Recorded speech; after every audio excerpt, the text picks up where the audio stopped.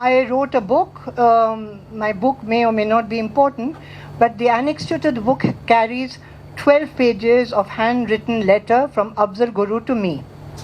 To me, in my life, it's a very irrelevant life in sense, but being from Kashmiri Pandit family, from India, from a father who is known to have perhaps headed or created RAW, that book, I went to Kashmir to release. I know what our Kashmiri friends are saying. They may think I don't, and maybe I don't know the depth of their feelings. But I want to remind them that there were a lot, and there are a lot of Indians who are fighting very serious battles.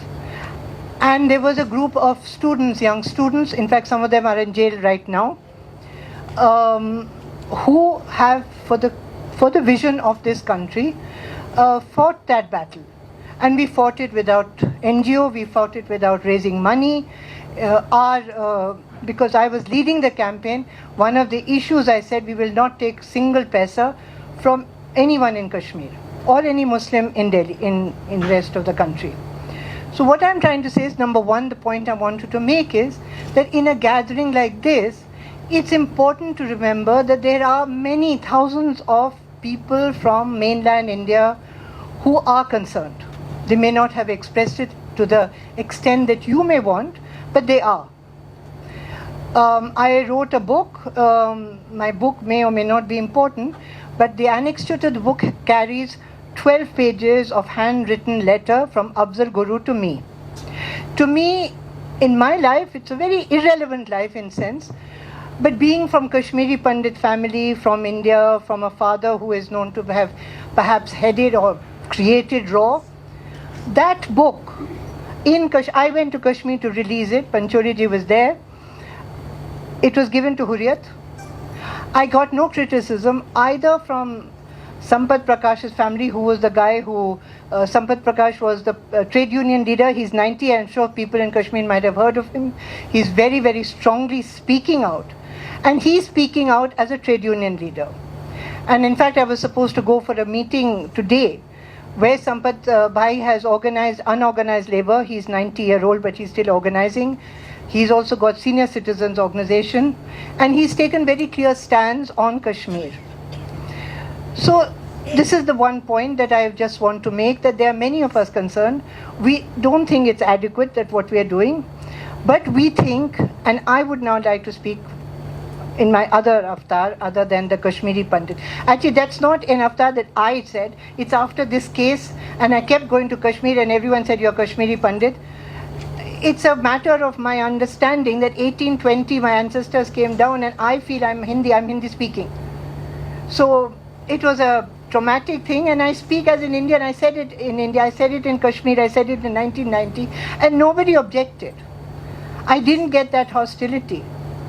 So there was that experience of doing Gilani's case, being of who I am, there was no hostility. I felt a dialogue with Afzal Guru in that letter. So I know there are two parts to it, that I'm saying there is a possibility of a dialogue.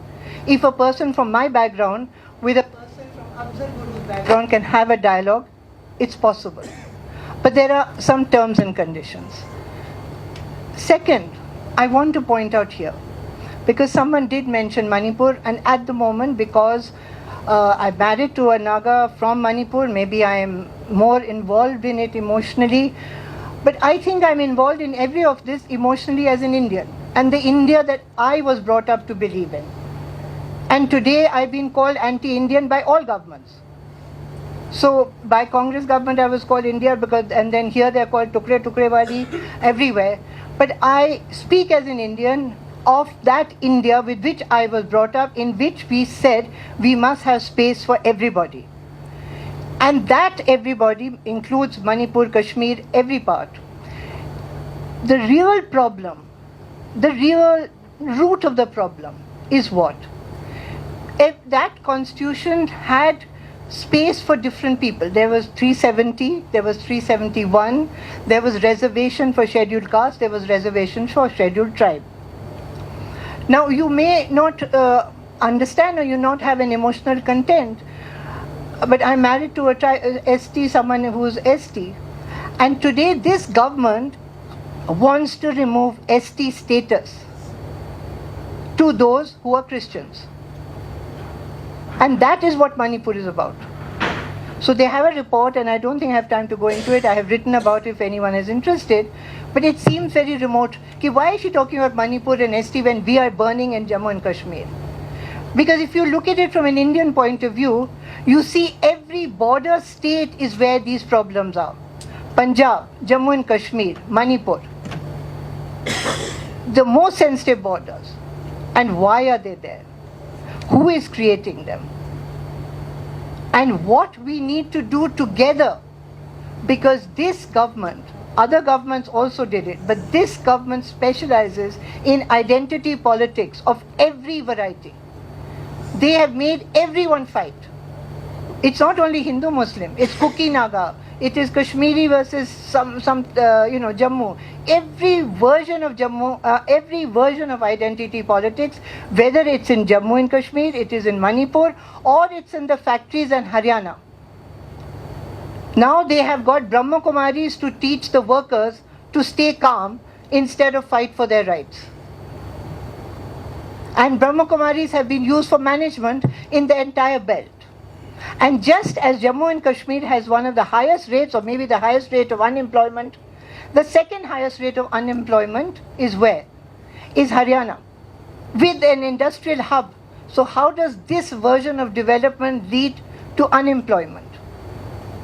So, and Manipur, just as Jammu and Kashmir was a state, is a princely state, it was well off. Northeast states had much better indicators. Today, Manipur is the third poorest state. Please conclude. So what I want to say is that this identity politics in which we divide ourselves instead of uniting on some basis is what we need to do, because none of these are all part of one fight, and we need one vision to fight all these issues. Thank you.